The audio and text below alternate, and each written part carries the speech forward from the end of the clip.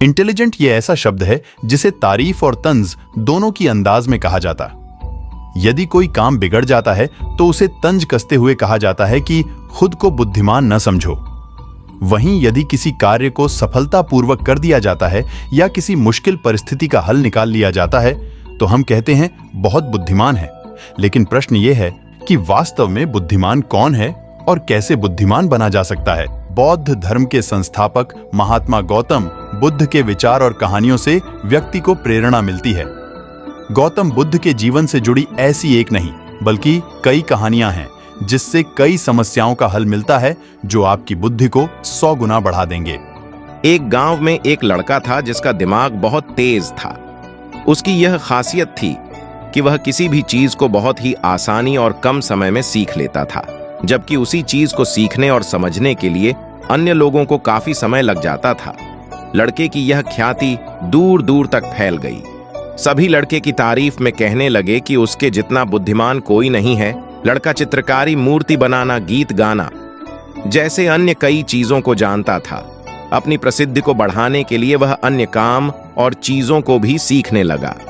इस तरह से उसे अपनी बुद्धिमत्ता पर अहंकार हो गया, क्योंकि वह साधारण व्यक्ति होकर कई असाधारण काम भी आसानी से करने लगा था। एक दिन लड़के का सामना भगवान गौतम बुद्ध से हुआ। लड़के को खुद पर खूब अहंकार था और इस कारण उसे किसी से ईर्ष्या नहीं होती थी, क्योंकि वह खुद को ही श्रेष्ठ समझता था। लेकिन पहली बार उसे गौतम बुद्ध को देख ईर्ष्या हुई और वह अपनी तुलना बुद्ध के साथ करने लगता है। वह देखता है कि बुद्ध के पास भिक्षा मांगने के लिए एक कटोरा है और उसके पास अपार धन। बुद्ध ने साधारण वस्त्र धारण किए थे और उसके वस्त्र कीमती थे।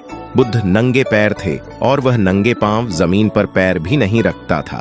इस तरह से लड़का एक नहीं बल्कि कई चीजों से गौतम बुद्ध के साथ अपनी तुलना करने लगा।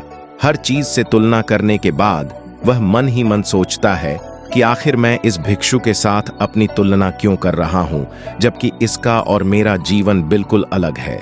वहां मौजूद सभी लोग गौतम बुद्ध का सम्मान कर रहे थे। लड़का सोचने लगा कि आखिर इनमें ऐसा क्या है जो मुझ में नहीं है, जिस कारण मेरे भीतर इनके प्रति ईर्ष्या पैदा हो गई। अपने मन में चल रही जिज्ञासा को शांत करने के लिए वह बुद्ध के पास जाता है और फिर बुद्ध के पास जाकर वह कहता है, मैं इस गांव का सबसे बुद्धिमान व्यक्ति हूं और आप अपने आसपास जो भी देख रहे हैं मैं वह सब करना जानता हूं। मैं किसी भी कार्य को बहुत कम समय में सीख लेता हूं, इसलिए सभी लोग मेरा सम्मान करते हैं। लेकिन फिर भी आपको देख मेरे भीतर ईर्ष्या पैदा हो गई, इसलिए मैं जानना चाहता हूं कि आपकी उपलब्धि क्या है। सभी आपको इतना आदर सम्मान क्यों दे रहे हैं?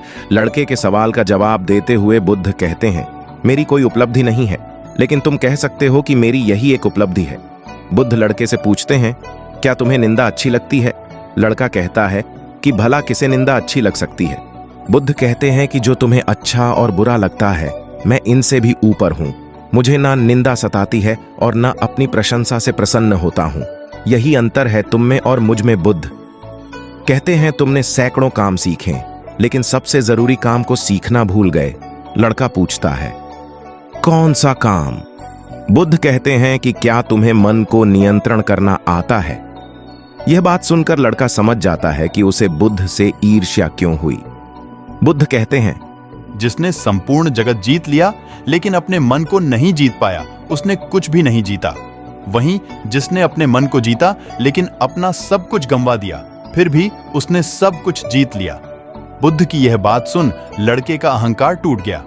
उसने बुद्ध से कहा कि क्या आप मुझे अपने मन को जीतना सिखा सकते हैं? बुद्ध कहते हैं, जरूर, लेकिन इसके लिए मैं तुम्हारी सभी उपलब्धियां छीन लूंगा। लड़का कहता है, मैं तैयार हूं। इसके बाद से ही लड़का ध्यान लगाने लगता है, क्योंकि ध्यान से ही मन को वश में किया जा सकता है।